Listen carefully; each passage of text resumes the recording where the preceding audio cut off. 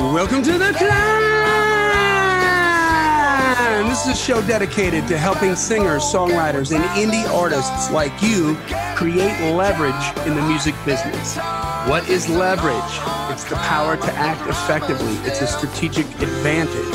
It means that you're coming to the table with a reputation, with a business, with solid numbers, with evidence that you're actually doing what you want to do, as opposed to having to have these people that are going to make a deal with you understand and see your potential.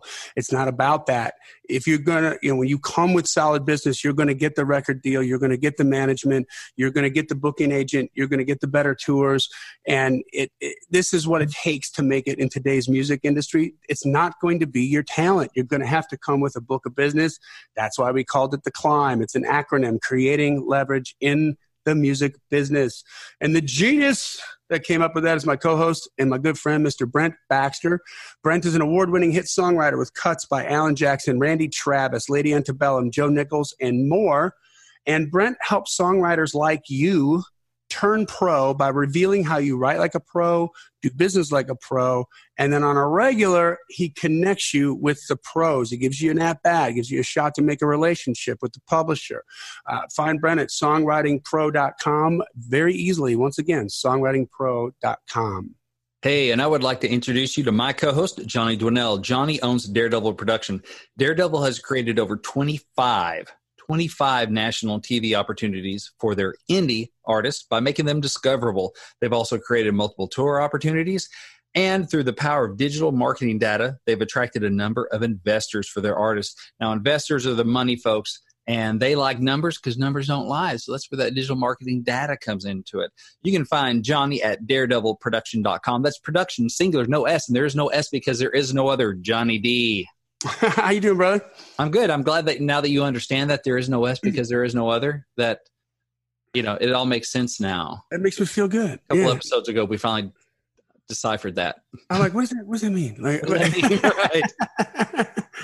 Well, today we're going to get into a really in-depth interview here for the first time with a Daredevil artist. And we're going to talk about the journey from what he did to where he is now, and the growth that's happening and the different sort of milestones we've hit along the way, and just kind of really dig down deep into the grit of it. Because a lot of times, especially like even in the Climb community and stuff, we're posting the wins, right? We're posting the cool headlines, and I want to get into pull the curtain back a little bit and have you get to know this person who's got a work ethic and a level of humility that is exactly, in my opinion, what's required to make it in this industry and to be able to make a living doing what he loves to do, which is what we're all seeking. It's what we're all after, right? Yeah, I'm excited about it because if you're a climber, if you're a longtime climber, you've listened to a bunch of episodes, you're probably guessing who we're talking about now. He's even had a doll made of him by climbers. I know. A little doll, a little Johnny doll was on Johnny's. Oh yeah, it was my doll. That's right. I was your doll. I was wearing his T-shirt though. But you were wearing this artist's T-shirt. That's right. As the doll. Right. So that's right. I stand corrected. But hey, before we get into that real quick, let's take care of a little business here. As always, the Climb is podcast. We're proud to partner with Disc Makers. They've been supporting indie musicians before indie music was ever even a thing. And when you're ready to make some CDs, DVDs, vinyl, which is coming back in a really big way, or if you're going to do some tricky, cool stuff distributing your music and video content on customized USBs, you need to go to discmakers.com. It's DISC makers.com. That's the only place you need to go. And while you're there, click on the Guides and Resources tab and download some of their excellent free guides. They've just revised and expanded their home studio handbook, which has a ton of great advice and information for newbies and for studio veterans. You can find them online, again, at www.discmakers.com, or give them a call at 800-468-9353. That's 800-468-9353. I think I know that phone number now better than I know my wife's. I'm going to get a tattoo of it. Yeah. There you go. I say that more than I say my wife's number. I'm just like, speed dial. That's but right. Now it's like, you got one phone call. I'm like, I hope somebody's open at Disc Makers. That's the one number I know. So listen, if you haven't done it so already, please join the Climb community on Facebook. This grows at a steady Eddie kind of a rate. I mean, we're nearing 1,000. Yeah. Extremely busy. There's activity going on. There's people asking questions, people answering questions. I'm on there on the regular. I've got to be on there at least once a day, and I'll go there and find a thread with 10 comments on it and replies. And I'm like, how do I like? They don't wait for us. That's just great. No, it's all happening without us, and we're chiming in, and I think we're still pretty much hitting everything. But there's a lot of really good. I mean, singers, songwriters, indie artists, marketing questions, songwriting questions, business questions. People are asking really good ones and getting really good answers. I haven't had one time where I've ever disagreed with an answer that somebody proffered up in the comment. Usually, I just put I have the emoji with the finger pointing up, and I'm like, yes, like what he said. Yeah, what he said. Yeah. That's right. So subscribe to the podcast as well, to wherever you consume your podcast. Make sure that the episodes come in automatically, right down in order, and you can consume them as you like. Take 30 seconds, leave a rating and review, and let somebody else know what you think about the podcast itself. It gives some legitimacy to it. It's 50% true if we say it. It's 100% true if you say it. And then finally, the best possible compliment that you could give us would be to share this with a friend. If you've got a fellow musician, another songwriter, another indie artist friend, and they're not aware that we exist, let them know. If it's helping you, if it's moved you, if it's provided value to you, it's going to help them. It's going to make you look cool, and it's going to help us accomplish our mission, which is just to reach as many musicians as we can, right? Yep. So make sure you share it. And do we have a review that we're going to? We do have a review. This one was not posted on iTunes that I've seen yet. This came through more of an email kind of thing. Okay. But it's from Joe. His IP address. No, I'm not sharing that. Anyway, so this came from Joe, and it was a comment on, I guess, what might still be our most previous Tuesday episode, but are you a genre code breaker, songwriting code breaker? So it's based on that episode. And it's keeping it real here. Joe said, "This was not helpful. All you did was state the obvious. You didn't add any furniture to this subject. I know there's a difference in the way one writes a country song and a pop song. I thought you'd share some differences. Matter of fact, you talked more about gospel than anything else. What a waste of my time listening to you guys giggling." Wow. Thank you, Sorry, Joe. Yeah. Thank you for sharing your thoughts on that. We keep it real. I mean, we're going to read all of them, right? We're going to read all of them. I got a kick out of that. Well, I'm like, well, yeah, that's right. We on that episode, we didn't dive into the particulars of this is how you write a country song versus this is how you write a pop song. You know why? Because that stuff changes over time. And we're going more for the evergreen. And, hey, you got to get in there and decipher because each language is different. So we are not going to talk about the slang because otherwise it sounds like, oh, yes, and we're going to tell you how to do slang from Wayne's World. Is it still saying, yeah, right? No. So we're going for more of the evergreen thing. So I feel like Joe was probably in the middle of trying to cross a genre. I don't know. And was just a little pissed off that we didn't give him the easy button. I don't know. But Joe, I appreciate you expressing your thoughts. And sorry about the giggling, but there's probably going to be a lot more of that. Yeah, can't stop that. This is fun. I wonder if that was his first episode. Like, I don't know. If it wasn't his last episode, Joe, thanks for listening. Thanks for good to have you. Good to have you listening. Keep on. Anyway, well, let's move on here. I want to introduce everybody to the young, extremely talented, and uber handsome Mr. Jacob Cade. Jacob, how you doing, buddy? I'm doing great. How's everybody going? It's good, man. Welcome to the climb. You're rocking your hat game is strong today. Thanks. It's new. It's new. I got this hat. I got it custom made for me by a guy here. He lives right by Mile High Stadium. Oh yeah. Like I wear these hats all the time. It's like another one of my things. I'm like obsessed with them. A guy named Noah Gunderson, if you guys know who that is. Not familiar. No. Big Bang here. He like sold out this club called Bellwether. We were talking about it earlier. So I know the owner, and I was there late one night, just like kind of hanging out, and he was like, "Hey man, you coming Friday?" And I was like, "Well, you guys it's sold out, man. Like I didn't get a ticket or anything." He's like, "Dude, what are you talking about? Just show up and I'll get you in. Tell him to come get me and I'll get you in." I was like, "All right, cool." So I show up and go and whatever and watch the show and everything. And I was hanging out in the green room, and this guy comes up and is like, "Hey, like, I like your hat. Where'd you get it?" And I was like, "Oh, I Bruin Bros, this shop downtown." And then he's like, "Dude, well, I make hats, so we should make one. Just let me make you one." I was like, "Awesome." So went to his little shop in his house. It's in his like little apartment, and he made it for me. It's like pretty cool. I dig it. Yeah, I like it. I'll snag. Give me the video on this, Brent, and I'll use this as the image. Get the image. Yep. Yeah, so they can see the Ruckus shirt and they can see the hat, and everybody will reference what we're talking about. There we go. Yeah. So where I want to start with this is, gosh, Jacob, how long have we been working together now? Like, how long has it been? Almost 3 years? I think 2.5 years? Yeah. I think it's almost 3 years because I know it's been at least 3 since we made the record over there in Nashville. No, your first record, you mean? Prince of Rock and Roll. Michael's. It hasn't been 3 years since Michael's record. 3 or 2. Listen, you guys don't have to figure this out. Two. It's two because it was a year ago, like July. Okay. All right. I'll trust you. It's been a minute though, and it doesn't. It's been a while.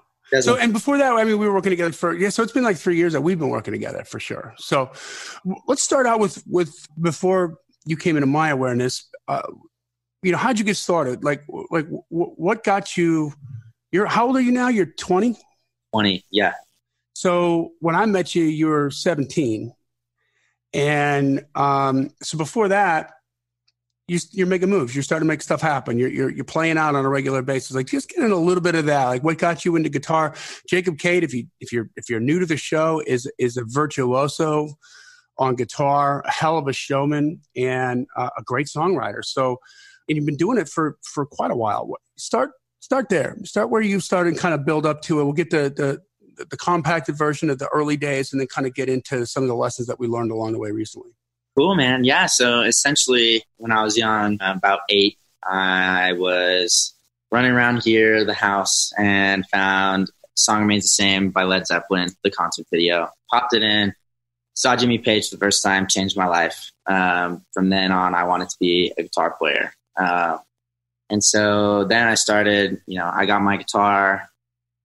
There was like a little acoustic laying around, so I started trying to play it. My dad played guitar when he was a kid, so he was like, I know like a couple chords, so he showed them to me. From then on, I kind of just taught myself how to play, and so I just like would watch Jimmy Page on the TV or listen to him in the car or whatever, and just like figure out how this thing worked.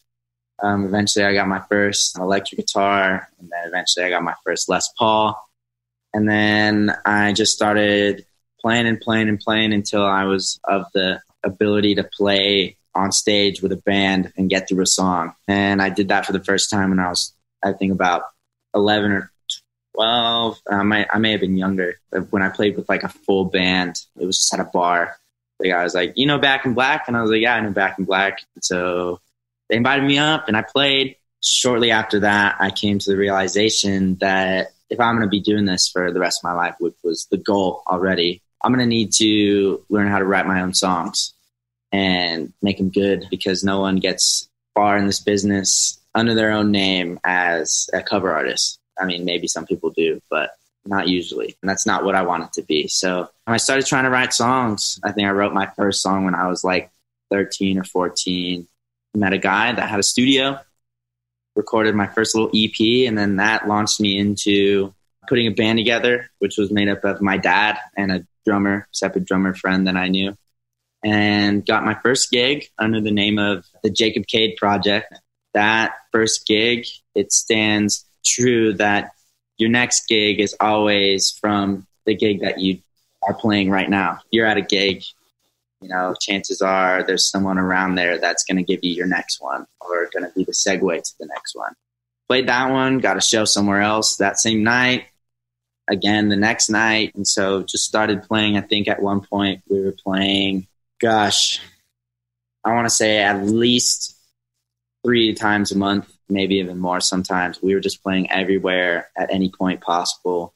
I was playing stuff by myself out on like some street corner. You're busking. Yeah, I was playing anywhere. And that's another thing that stands very true is you got to play anywhere and everywhere that you can, because not only does that exposure, it gets you very prepared for going on tour and being comfortable on stage, playing with people. And I think the best practice for me is playing live, because it's such a different animal, man. You have one chance to do this thing. You got to play perfect this one time. Do your plan, your stage movement, your interaction with the crowd. It's almost like a first impression every time. You got one chance to like meet your girl's dad. Yeah, for the first time. One chance to make a first impression. Sure. That's how I look at it. And then eventually from that, we just kept playing and playing, and then finally got to this professional studio that's here in Lakewood that I actually still use, because the guys are amazing. They became my best friends. But we recorded a record, and that was The Prince of Rock and Roll. At that time, I think I was about 15 or 16. I was still in high school, as, you know, playing music, being a musician. And that was very different. Hanging out with friends and all that stuff took kind of like a back seat, because all I wanted to do was play music, and I knew that I had to work at it. I wanted to get ahead of the game. At the time, I didn't realize how young I was, so I was trying to be Slash. You know, It was really a good mindset to be in, because it was just like, as stressful and as annoying as it was, always like comparing myself to, you know, the big guys. It was really good for me, because I pushed myself more and more, and eventually, we got to make this record. We didn't really have anywhere to put it. There was no like segue. We didn't know anybody. We're still here in Colorado. I mean, we played out of state a couple times, but nothing really too big. Through that up and down cycle of like, well, what are we even doing here? Like, where are we going? There's nowhere for us to go. And at the lowest point of all, my mom comes home from work and is like, I met this guy through this. I heard his podcast. His name is Johnny Dwinell, and he has Daredevil Production. He wants to help us out. So it was like, really? Okay, that's cool. And he's from Nashville, says he can help us out, and we're gonna try it and see what happens. You know, meeting Johnny was kind of the foot in the doorway to like the real music industry, and like getting in the circles of the right people, the people that can actually do things for you in a big way. After that, we kind of hold on. I gotta interject here for a second. Yeah. So I talked with your mom on the phone, and we started working together, and immediately went to work on the marketing and social media, and just started to build that up. But I think we were working together for a while, like maybe 5 or 6 months before I actually met you. And I met you down in Memphis. Yeah. And you were playing a gig down there. So Brent, like, I go down to Memphis. I'm actually hanging out with Neil Schuyler, right? Yeah. So we go down there together, and were you playing the Hard Rock? Yeah. He's playing the Hard Rock. So we go walking towards the Hard Rock. We're walking down Beale Street, and I come up on this kid, and he's in a 3-piece suit looking like 007. Talking to everybody on the street, man. Hey, how you doing? I'm Jacob K. Hey, we're playing right down the street there. Come on down and say hello. Like, you know, just kissing hands and shaking babies like a politician would be. Nice. On this, I was like blown away. I'm like, this kid's got so much hustle. Like, right. So there was your first impression with me. Was like, this kid's got hustle. He's not afraid to talk to anybody. Like, I love him, you know? And then we went and saw the show, and it was like in the restaurant or something. It was it wasn't like the Hard Rock the way you think about it as the Hard Rock, but it's amazing. You know, the playing was amazing. Like, oh man, okay, and it sort of changed a lot of the ways that we thought about, you know, different things we could do to market him, because like his live performances, it's just something to behold, you know. Mm-hmm. I think a lot of the climbers have seen that video that we did of you, which we'll talk about in a little bit. So from some of your concert footage, that's it's astounding, you know. But all right, so go on from there. I just want to talk about like the first time that we met and how that happened. So go ahead. Yeah, no, that was great. We were actually right near there on this last tour that we were on when we played in Memphis. It was Beale Street, and I walked right by the place where I first met you. And I was like, wow, this is where it was. Like, that's crazy. Full circle. It comes full circle. Yeah. But no, so yeah. And then I remember, you know, we were just kind of working on the stuff that we had, those songs that we had.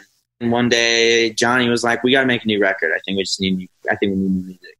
How are we going to do it? And Johnny was like, we should do it here in Nashville. Let me work on something. And so Johnny got in contact with a guy named Michael Wagner, who I'm sure you know of him. I'm sure a lot of people know of him. Legendary rock and roll producer. The guys like Dawkins, Skid Row, Ozzy Osbourne, Metallica, his list goes on and on and on. Johnny showed Michael who I was, and Michael was like, cool, let's make a record. So he was down for it, and it was awesome. Met him over the phone, which we were doing a lot of things over the phone because I was here in Colorado. Johnny and everybody else was in Nashville. We kind of planned this whole thing, planned to kind of have me fly down there and mingle and do some co-writes and meet Michael and kind of check everything out. Michael and I hit it off. Johnny and I, hit it off. We had met before then. We'd known each other and everything. So I did some co-writes with some people that Johnny had known. Then we went to the rock and roll residency in Nashville, which is just like a rock and rollers hang. So let's talk about that for a second. So the rock and roll residency, for those of you who aren't from Nashville, is now kind of over because the band just became kind of famous in their own right. And they're actually the backup band for Gene Simmons' band, for Ace Frehley's band, and now for somebody else that's really huge, and I forget the name. But every week is this band of really killer musicians would play, and all the local rockers, and there's a lot more of them every single day in Nashville, would come out, and it would be like a star-studded event. I mean, Steven Tyler's ex-wife, Bea Buell, would always be there. She was there that first night we went. If any band was in town recording, they're going to go hang out and jump up on stage and do some songs. So it's like a really cool sort of weekly hang. It was free. It was just this really great little vibe, And so, yeah, so I got to tell this part of the story, okay? Because I want to tell it from my perspective because it was astounding, like what happens. Brent, he comes walking in again. Kid's in the suit, right? He's in he looks like a Wall Street. He looks like he's driving a Ferrari, man, to work. Yeah. Not like a leather thing that you'd expect from a rocker kid. Just always like throwing curveballs. Yeah. So we go there and we're with Michael, hanging out at the rock and roll residency, and we're just kind of talking about different players that we could use. And here's the point I want to make before I say what I'm about to say. This is something I've noticed in my life. When you're in the lane that you're supposed to be in, the abundance of energy that flows towards you is never ending, right? It's all of a sudden things just start to happen magically when you're doing what you're supposed to be doing. It doesn't feel like an uphill battle so much, right? It's not, I'm not saying that we got any easier, but like that night, we're there, we're talking about who's going to be on the record. And one of the problems that Jacob had up until then, keep in mind now he's 8. Were you 17 when you recorded that record? You were 17, right? Or 18? I was 17, about to turn 18. So he's not hanging out at the bars all the time because he's not of age. You know what I mean? So It's like not as easy for him to sort of go in and blow somebody away with his show and then steal the best players from the bands around town, which, by the way, I kept pushing him to do. I'm like, just go with your mom, just go with your parents, do whatever you got to do. Like, I'm pounding him over the head, but it's unrealistic, right? Like, it's just not where he's hanging out. Yeah. Because he can't. So one of the problems was a drummer, finding a good drummer. He couldn't find one. And so we're sitting there talking about it. And all of a sudden he's like, dude, that's Brent Fitz, who's Slash's drummer. Who else did he play with, Brent? Brent played with Alice Cooper for a minute. He played with Gene Simmons for a minute. That's right. Played in Vince Neil's band for a little bit. Yeah. I mean, so this guy's like Mr. I never go home because I'm on the road with all the coolest acts that you can't play with guy, right? He's that guy. And so he comes walking in, and I'm like, who's Brent Fitz? I turn to my right. I'm like, who's Brent Fitz? And he's gone. Like, Jacob's gone. He's talking to Brent Fitz, dude. He walks right up to him. He's like, hey, man, how you doing? Like, tell him what you said to Brent Fitz, and then let me bring it back around to me because I want to tell the rest of the story. Like, it was killer. Yeah, for sure. Yeah, so I was like, shocked because this Slash is like my guy, my favorite band ever. I love that band. And I wasn't just into Slash as much as I love him. I was into like everybody in the band. I knew the names of them. I knew the names of the songs. I was just obsessed, Talking about Slash's solo band here, guys, too. Not Guns N' Roses, by the way. And so I walked up to him, and I was like, Brent Fitz. I just said his name. I didn't know what else to do. And he's like, yeah, hey. I'm Jacob. I'm here recording a record with Michael Wagner. He's right over there. Do you know him? he's like, no, I mean, I've met him one time a long time ago, but I never worked. He's like, really? You're working with him? I'm like, yeah, dude, it's awesome. But like, dude, I'm a huge fan. Like, how are you? What's going on? And essentially that small conversation and introduction, I was like, yeah, you should come meet Michael, because my ploy was to get him to talk to Michael in the little circle and then be like casually, hey, by the way. And so that's what, so Brent goes to meet some friends of his, because like you caught him right when he was walking in the club. And then Jacob comes over and his eyes are like as big as saucers. He's like, dude, I just met Brent Fitz. Like, I can't, like this, like Nashville rocks. Like, he just can't even believe like this happened on it was like a Wednesday night or something. Yeah. And he's tripping out. And Michael's like, who's Brent Fitz? And he's like, dude, that's Slash's drummer. And Michael's like, oh. And Michael's got a German accent, so I'm going to try to fake this German. He's like, oh, so, I mean, do you want him to play on your record? And Jacob's like, yeah. He's like, hold on. And he just goes and walks over, comes back 5 minutes later. He's like, he's going to play on your record. Done deal. Like, the whole thing happened in like the span of 8 minutes. It was, hi, I'm Jacob he's going to play on your record, you know? Like, yeah, those things happen, man, you know, but fearless, dude. You'll talk to anybody. I love that. I love that story. I love that it came as, hey, I'm Jacob. And by the way, let me offer up some value. Yeah. Like, yeah, I'm working with Michael Wagner, which one legitimized. He's like, you're working with him? And he knows who Michael Wagner is because he's legit. And he's like, yeah, would you like to do you know him? No. Well, hey, come on over, say hi. I'd love to introduce you. So you're offering up value. You know, you're cool just because he doesn't know you from a can of paint, but you're cool because you're working with Wagner, and then you're offering to bring him into that world. And of course, you know, as a working musician, his life is all about who you know and opportunities and that sort of stuff. So that's value for him. So you weren't an asshole, right? Yeah. You weren't coming up asking for stuff. You're coming over and you're offering something up. So anyway, that's what I take from that. Yeah, man. Yeah, no, with it. That's kind of like I hate being like the fan girl dude, you know. That's not who I am, and that's not who I like to be treated. You'd be surprised, even I have gotten with those people. They just want something from you, you know, and they want to talk to you about, you know, their life and tell you all about who they are, and just want to be like, okay, so like, can you sign this? Can we take a picture? Oh my gosh, man, I want you to do this and that, and like, I know everything about you, and like, what's going on, and this and that, just like in your face, constant right here. And it's not fun. It's trying to be your best friend when you just met him. Exactly. Yeah. And it's like, dude, all anyone wants to do is just be recognized as just like a real person. Yeah.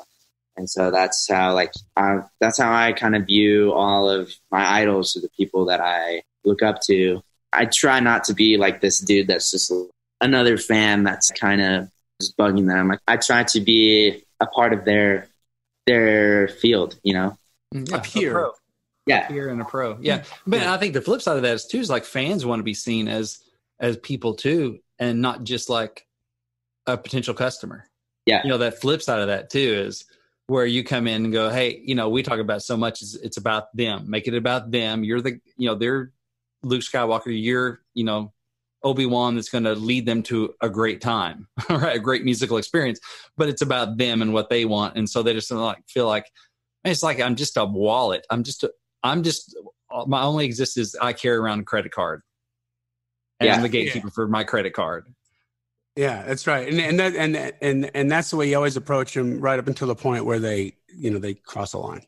Right. Exactly. Yeah. Not all the time, and certainly not most of the time, but often enough when you're playing out as much as in touring as much as he's doing. So then from there, we get the record started. You did some co-writes. I mean, who'd you co-write with? Yeah. So I co-wrote with Johnny's buddy, Michael Salacuse. We did that song. He's awesome. Yep. Yeah, great. That was a great one. Also did co-write with Lizzie Hale from Hailstorm and Joe Hottinger from Hailstorm as well. Wrote with Rachel Bolin from Skid Row and Paul Taylor from Winger and Alice Cooper and his own like line of people that he's played with. So that was, those each in their own were like another one of those, this is crazy, what is going on? How am I doing this right now? Kind of like a dream. So let's go down that road for a second. So right at that moment, Jacob, I think a natural default headspace that most normal humans are going to go to is they get into the imposter syndrome. Do you know what I mean when I say that? They feel like they don't belong there. Like, what am I doing here? Like, it's so surreal. They start to spin out in their own head. How did you navigate that? I mean, you're dealing with Mike. All of a sudden, you're dealing with Michael Wagner, who's sold 100 million records, like the stuff he's produced. He mixed Master of Puppets. He mixed Look What the Cat Dragged In for Poison. He mixed the first Motley Crue record, if you just saw that whole thing on Netflix. He mixed So Far, So Good, So What for Megadeth. He mixed Queen. Oh, my Lanta. He's got... It's astounding what he's done.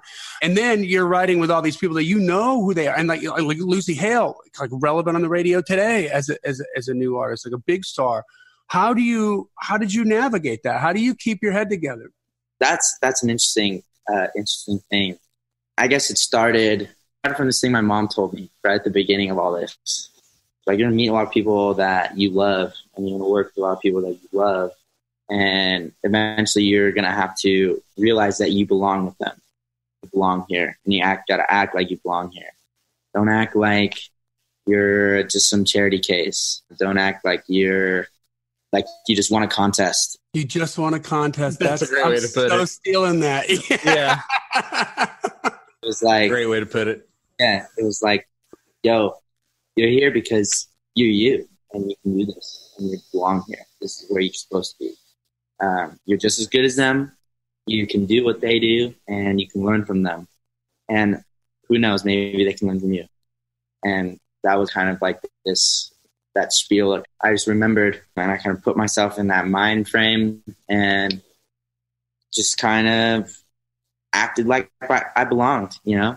And when I met them, it was less of, oh my gosh, I'm a huge fan. Like, wow, thank you so much for doing this. It was, hey, how are you? It's good to see you. Great to meet you. I'm stoked for this. You're awesome. And so, yeah, where are we going to do this? Like, let's write a good song. I thought of them like, okay, it's like I'm writing a song with a buddy in Colorado, you know? Yeah, come over. Like, we'll work on something. So you're treating the big stars the same way you're going to treat a buddy that you've known forever, kind of a thing. Exactly. See, I think there's value in that too for songwriters too, Brent, right? When you start to climb up that ladder. I mean, remember when you went from 8th grade, all of a sudden you go to high school, and then you went from being the big fish to your pond scum in high school. Like you're outranked by everybody. You're starting all over again, kind of a thing. And then if you ever went back during your high school tenure and you had to go back to the grade school, the lockers, they just seem really small, right? It just seems so far behind you. But that stress, that's a stress of going from one barrel to another. So when you write up, when you accomplish that, which I think a lot of people, this is where most artists get in their own way. They have that imposter syndrome, and it doesn't help. I mean, Jacob, you're very lucky to have supportive parents. I mean, your mom is a saint, and your dad plays in the band for a long time until you got so busy he couldn't play in the band and keep his career. So, I mean, they're all into it, but a lot of people, they don't have that. Their parents are telling them they're imposters too. Or they're people that are closest to them are telling them that they're imposters.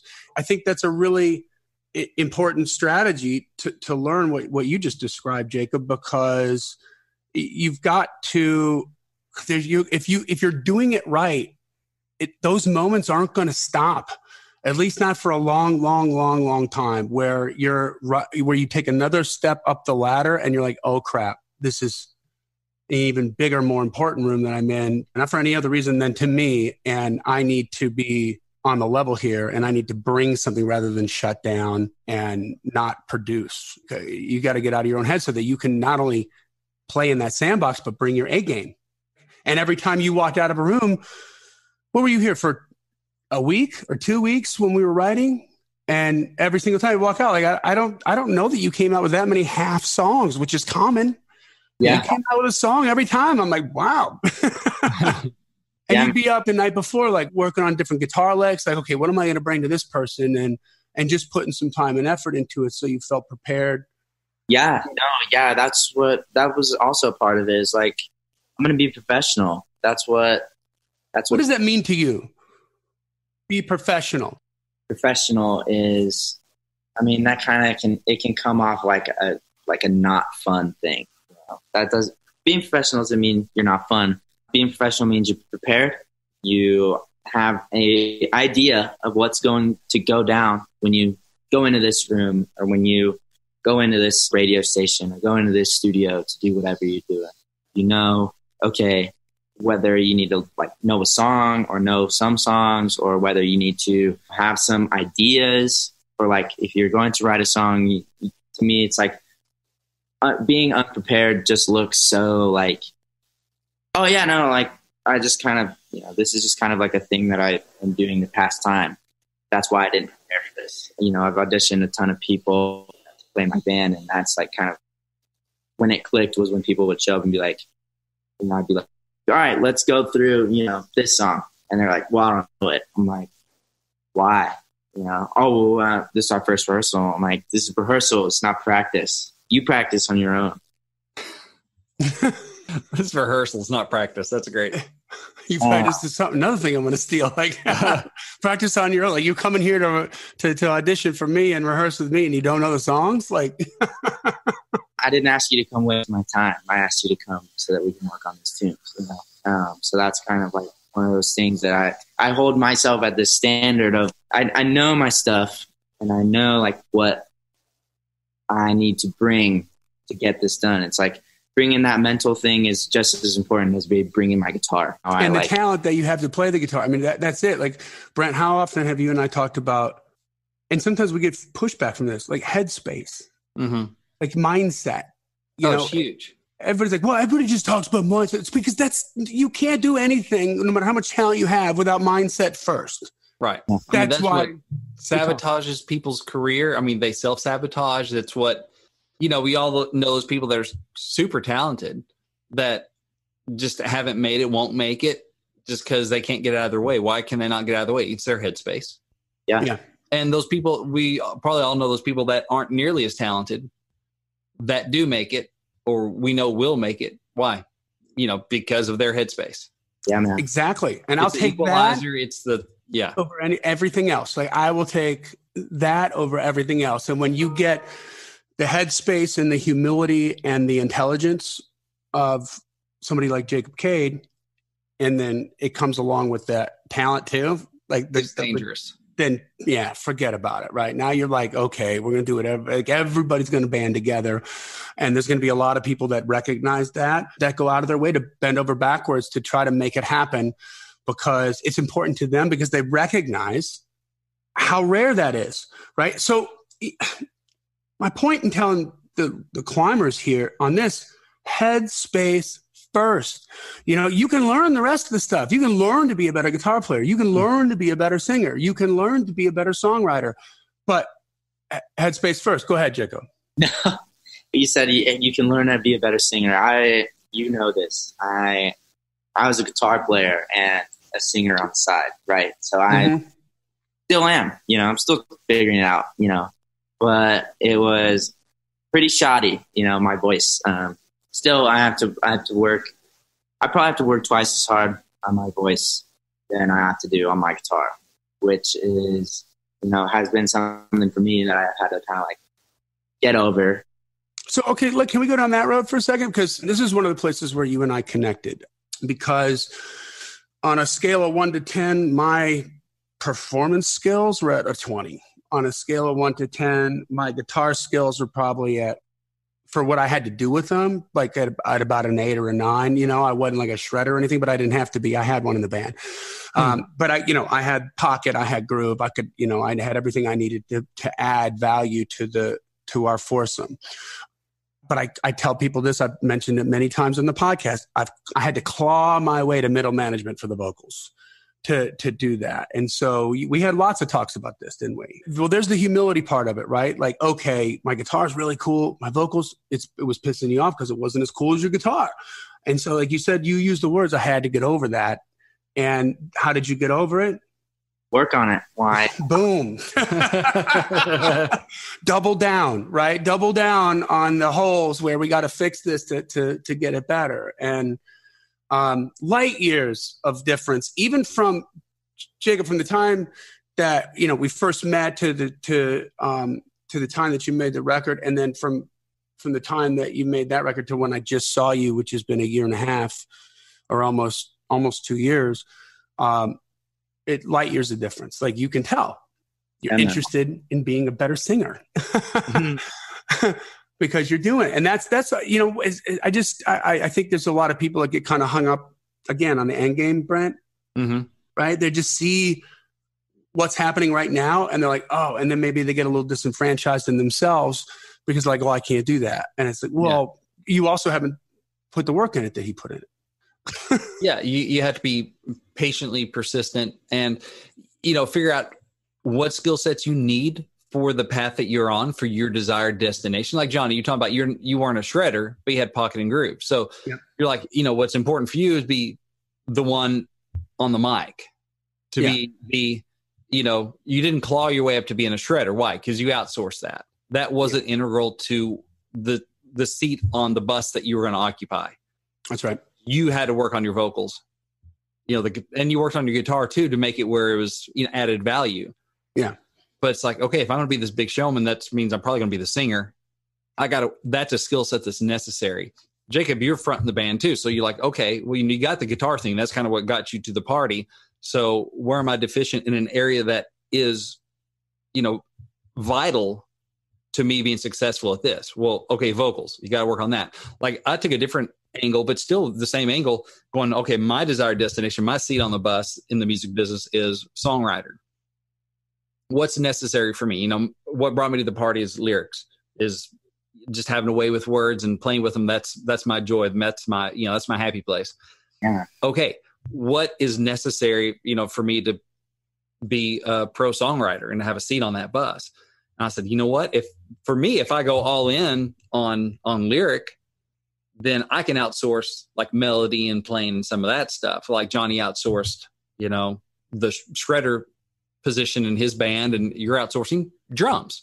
You know, it's like, okay, this is my band I'm getting together. What I need is, you know, my seat on the bus. I'm going to own this lane and then find what's not necessary for that. So I think that's necessary for everyone to do. You know, what do I have to do to be successful? And then what can I successfully outsource? Like, you don't have to do all of it. Johnny didn't have to be the shredder. Yep. He had to have his performance and his vocals up enough, and his guitar playing as well, because it was a 4-piece. Yeah. So anyway. But I mean, that's important. And that's, by the way, you touched on something that I love to, this is one of my favorite questions to ask. When we're talking about a goal we got to hit, I ask myself this more than probably anybody else, but it's very common. You'll hear me say it out loud. It's like, what has to happen for us to get from here to here? Not can we? Yeah. Not will we? It's right. What has to happen to get from here to here? And then we go do it. Like, it's just setting out that set of goals. So Jacob, record gets done, and then you go out on radio tour. What were some of the biggest lessons you learned on radio tour when you did that? So we put Jacob's first single, that was the one you wrote with Rachel, right? With Rachel Bowen? Yeah. What's Your Problem? What's Your Problem? And we went out on Active Rock radio tour. So we got a tour promoter. We got PR. That was after the Bubbleflex tour as well. It was? See, okay. I didn't. Okay, well, let's back up and talk about the first tour then. So we get him on his first tour. Sounds sexy, right? Like, sounds glamorous. Jacob, what was it like?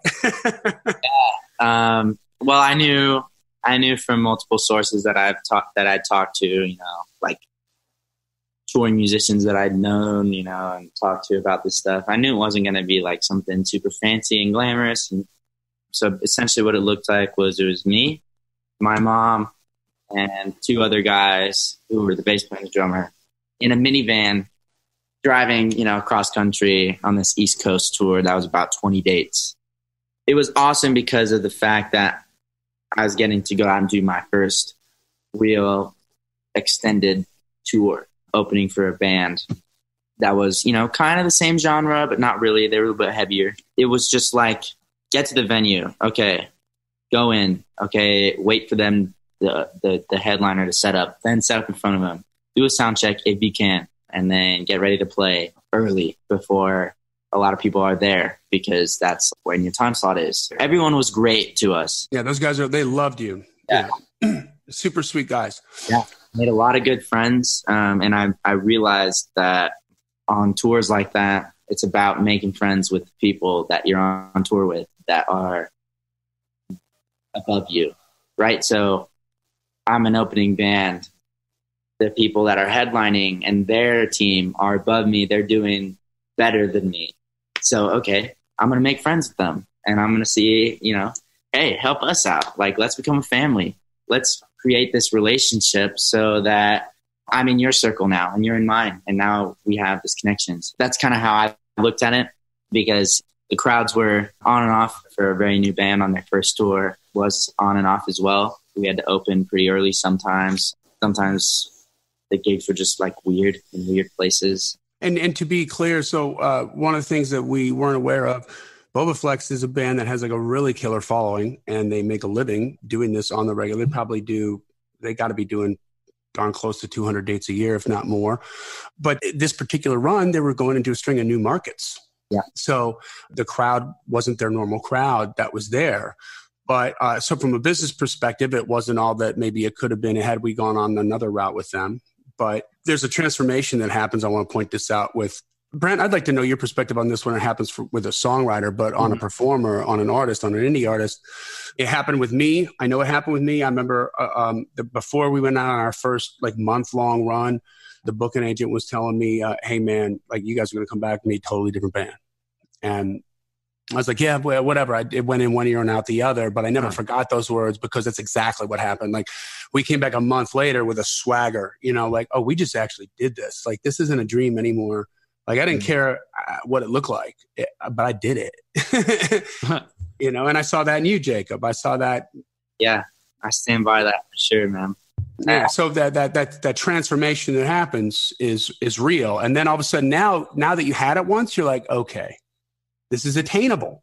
Yeah. Right. It's a reality now. Is there a parallel to that in the music world, Brent? Man, in the writing world? Kind of know my story is, I always looked at it kind of, it's my hobby. Songwriting is what I love to do. So that's what I would get together with my buddy like Tim back in the day when he was my only co-writer. And that's what we do, because that was fun. And I loved it. I was driven to do that. And then especially after I moved to Nashville, I had a lot more co-writers available. You start writing more, and I'm still day jobbing and stuff around it. And so that was kind of my, nights and weekends kind of gig. But then especially when I went full time after Monday Morning Church got cut, and I signed my publishing deal with Major Bob, and that's what I'm doing. And, wrote like 102 songs that year, going in every day and just building that muscle going, yeah, I can show up every day, because I never had been able to show up every day and write before, for hours with somebody in the room. I might be writing every day, but like, oh, who's my victim today? Oh, hey, what's up, Robin? Hadn't seen you in like 3 weeks or whatever. It's our time to come back on, or this is so-and-so and they're brand new. And just building that confidence that you walk in every day. And, they're not all going to be the same level of song. They're not all going to be great. They're not all going to be hits or whatever. I'm just saying I can show up every day and do the job. Yeah. And I can show up today and write a song. It doesn't matter what else is going on. Jacob, you were talking about being professional earlier. One thing I think about too is pros play hurt. If you're just an amateur, if you're a hobbyist, something knocks you off your course for that day, you're not going to practice your guitar. You're not going to go to that writing session. You're not going to whatever. You're pros, man. In people's real jobs, day jobs, they don't get to call in. Yeah. My cat broke up with me, so I'm just going to sit on the couch today and not come into my cubicle. No, you don't get to do that. You show up. It doesn't really matter. Your boss doesn't really care what's going on in your personal life too much. It's like you got to show up and you got to play hurt. And same way with us. Yeah, so just yesterday I was talking to somebody that is completely outside of the music business, completely outside of like my circle. She was at this coffee shop, and I was at the same coffee shop, just like kind of hanging before. I think I was waiting to go for the appointment for this thing, so I had some time to. Her hat, yeah. She knew I was a musician. She knew what I did, and that I had like just gotten back from tour and whatever. And she's like, "How's your day going?" I was like, "You know what? it's all right. I don't know. And she's like, well, what's wrong? I'm like, just like kind of, I'm stressing out about this thing for the new record.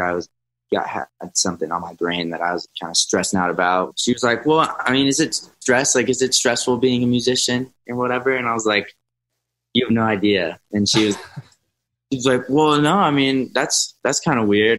I feel like your life's just great. How do you have a rough time? Like, you're a musician. You get to just play music. It's just like fun and games and great. Like, I feel like musicians' lives are just great and they have nothing to worry about. And I'm like, well, try it, please. And you'll see, try being in the music business and you'll see, and like all that stuff. I just like, it blows my mind how people view it as less of a job. Like you were saying, your boss, you go to a job and it's like, they don't care. You're supposed to be here. You're supposed to do this. It's the same thing with us, man. Mm-hmm. Show up every day and it's almost like a constant 24-hour thing because you have to be to work. I was talking to Brandon Gibbs about it too on this last tour. We did the Planet X tour. Him and I were in the green room hanging out and we just started talking. And he was like, yeah, man, that's what it takes. It's like you get up every morning and you work on Jacob Cade.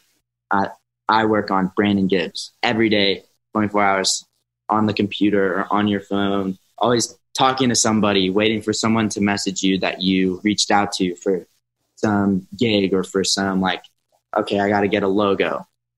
Who am I going to find that can make me a logo? Message them. Hey, can you help me? No, cool. Next one. Mm-hmm. It's constant. Like maybe it's not even like, you're not even working on music. You're working on the branding. You're working on like, where am I going to get my next gig?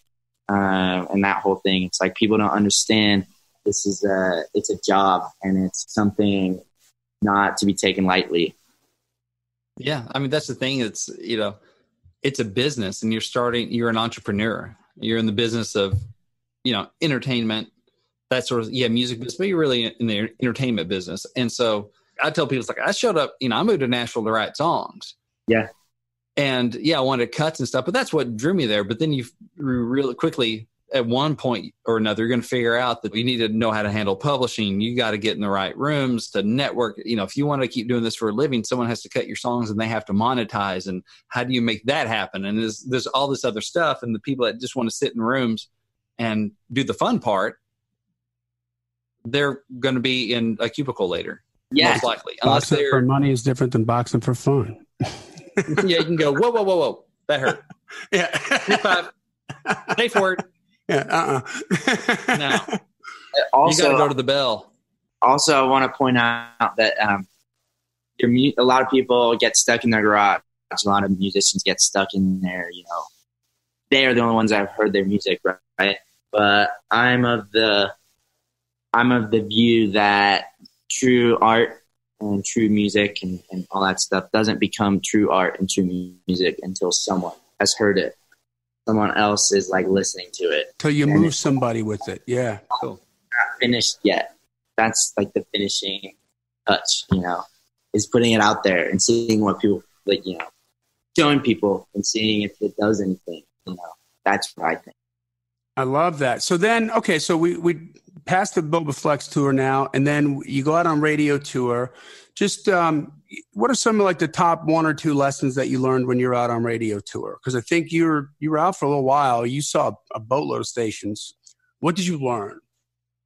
Yeah, I learned that like radio stations and that whole scene is way smaller than you think it is. When you listen to somebody on the radio or you listen to like a radio interview and everything, it sounds so like, it seems like, oh man, they're like in this big room and it looks super cool. And there's, lights and cameras and it's glamorous and it's this and that, but really solid gold toilet seats. And yeah, it's like Elvis's house. Those radio stations are little tiny rooms with a couple mics and a board. And the dudes come in every day and just play some tunes. And sometimes I have people like you come talk to me and it's like awesome. And so it really opened my eyes. Like I'd never understood that that's what it was really like. I realized that radio, especially rock radio, it doesn't do as well as it did. I feel like it used to be if you got a song on the radio, this shit, everyone's going to hear your tunes. Mm-hmm. That's not necessarily the case anymore because no one listens to the radio. Only certain people do. And I feel like the numbers on that might be declining because of Spotify and iTunes and Pandora and whatever you can listen to whatever you want. You can listen to radio on Pandora and you can find a station of like, these are the type of songs I want to hear, Right. And you can make your own radio station with favorites. Exactly. And then just listen to the songs that you already know and love. And so it makes breaking an artist a little different. I think that's a really good insight and something, Jacob, that we've certainly been preaching here on this podcast for a while.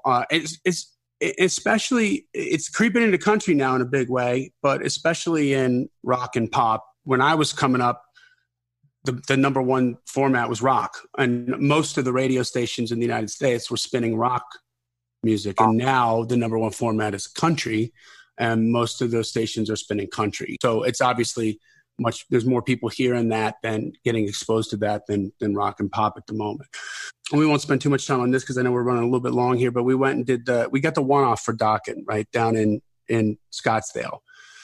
And we went down there, we did a little experiment, right? Now, prior to that, I'd hoped we would have some footage from the Boba Flex tour, but we kind of mentioned before, like they did a bunch of new markets and God bless them. They were in a position to do that. And also were kind enough to take you out, which was transformational for you for sure. And so we're grateful for them for that. Now it's time we got this chance to do a one-off where you're from Denver. We're going to fly down to Scottsdale, open up for Dokken because we got an opportunity to do it, get the art and the artist in front of new eyeballs. But you were opening for the opener, right? Yeah. So there was you, then the support act, then the headliner, and then on the radio, we just weren't getting any spins in Scottsdale. That was not a market that was spinning us on Scottsdale's rock radio. Spokane, I think, was the number one market for you. Scottsdale was like number 0, like nothing was going on. So you're a ghost in this town. And we talked about this before. We spent that money. We took footage from a show you did in Spokane. Who did you open for in Spokane? A band called Red. Okay. That was crazy. It was sold out. They were sold out. And then we also got the Steel Panther gig in Denver, 3,500 people, which I flew up for. And we got some footage of that. Well, there was the footage that we need for the social proof that you are who you are and that you can do what you can do. And the point was the truth. We knew what the truth was, but we needed to find a way that it was going to translate onto digital, right? So if I don't know you from a can of paint and I see this, I'm like, whoa, okay, this is a party that I want to check out. And that was just filming you doing your thing, which is amazing, but also a sea of people looking up in awe going, wow, like did that dude jump off a trampoline? Like, how did you get that high in the air with that one picture that we snapped? That's so iconic. But, long story short, we spent $200 on digital marketing on Facebook. And what happened? Like, at that show? Yeah, we sold like, I think the numbers were like more than Dokken tickets or something ridiculous like that, right? We sold a bunch of like people were there to see us. There was like a huge crowd in front of our stage when we were going on hours before Dokken and hours before the opener. And we still had a crowd and people were like, yeah, we came to see you because we saw that you were awesome. We heard about you and we came to check you out. So much so that Dokken came to us and we're like, will you jump on the rest of the tour and do this at every city because we need more people to come out? And you like got all these people. And we were like, dude, I mean, we'd be happy to, but I don't know. It's like, I think, we opted not to because it was cost prohibitive because they're all fly dates. And so that was going to be, it would have been different if we put you in that van again and drive, city to city, but, zigzagging back across the country, it just wasn't going to, it wasn't something that, it wasn't a good spend of money on the budget. So that's interesting because, I want to point that out. Dokken's a big brand name. They certainly still have a draw. This club was a bigger club. The capacity at that club had to be like somewhere between 800 and 1,200 people, I think. Just think about how any major label act is going to sell tickets. They're going to do it the old way. They're going to put stuff on the radio. and they're going to put stuff in a magazine, and they just don't have their heads around the power of that digital marketing. So we did what they couldn't do. And I think a lot of people found out that Dokken was even in town, or maybe they heard about it once. It wasn't top of mind anymore. And then we reminded them that Dokken was in town. And by the way, look at what you're going to miss if you don't show up early. And so that sort of tipped the scale. So, and we did that 4 more times when you went on that first Planet Axe tour, which led you to a management deal, right? That you went with. I mean, I'm just trying to paraphrase this a little bit because we're running a little bit long, bro. But ultimately, you were there for a little while, and it just. Oh, and I want to break in real quick. You go in depth on that strategy. It's episode 146, how an unknown artist got 400 strangers to a gig.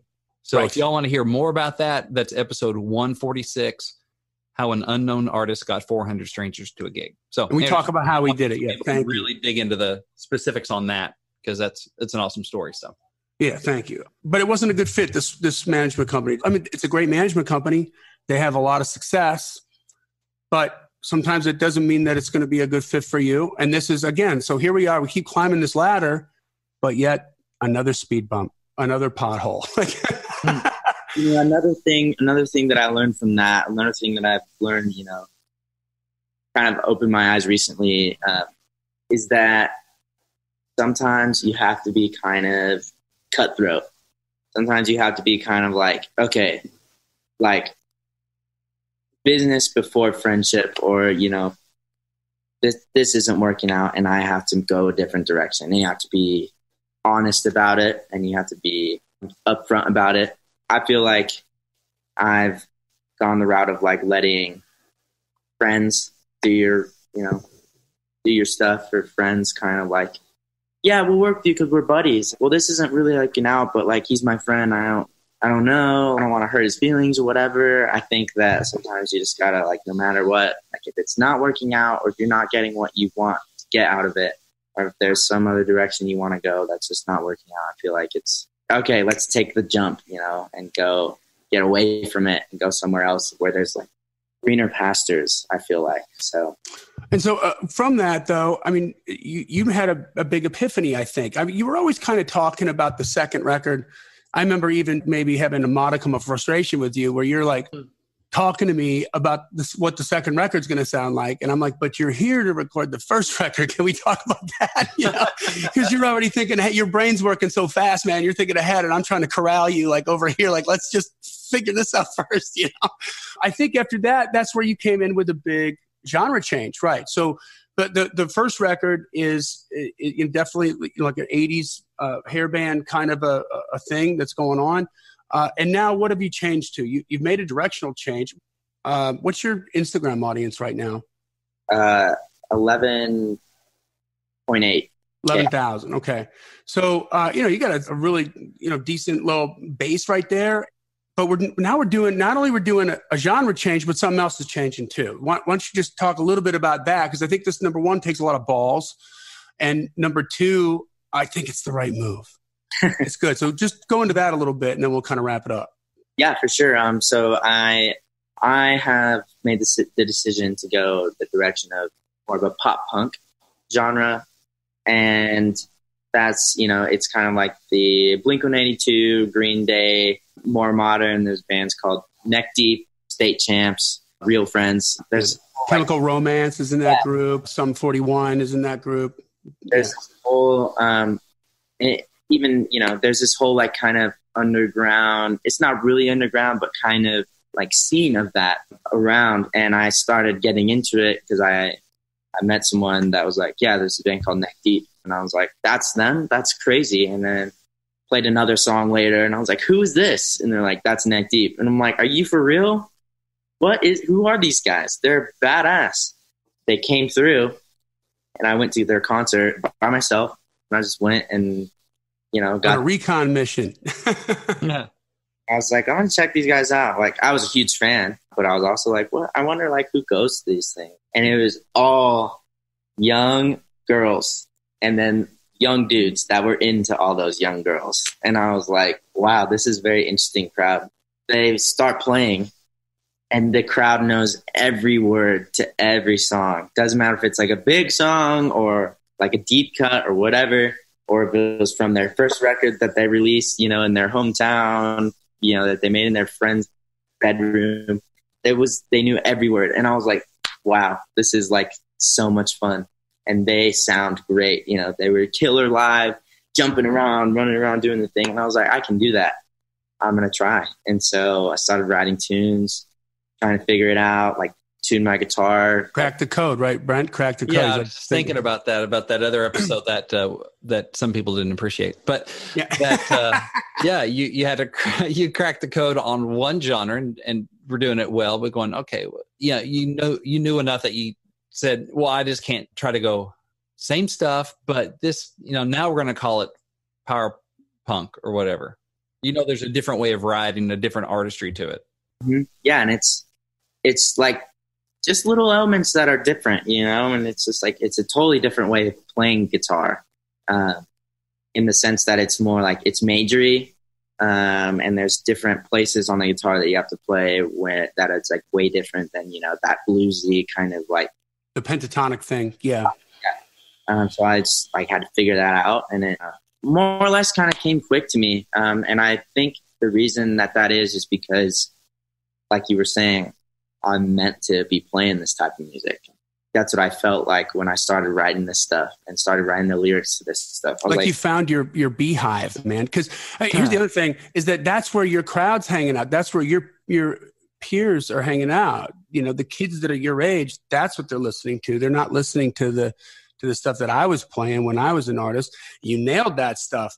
But I think all of a sudden you're like, oh, it's like the video from the 90s band with No Rain by Blind Melon. I Rain by Blind Melon. Yeah.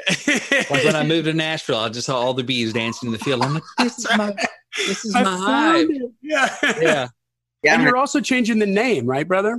Yeah, I have always wanted to have a band name, right? Like I've always wanted to be a band, but I was going, you know, the Jacob Cade route. But in this genre of music, there's no singular like guy. There's no singular names, you know. And I was like, maybe this is my chance to have a band. So I started thinking and started kind of processing like different names and stuff. And so I decided to go with the name The Broken as our brand new kind of band name. And the more and more I thought about it, I was like, I can do some pretty cool stuff with like logos, merch, the brand that we were kind of talking about earlier.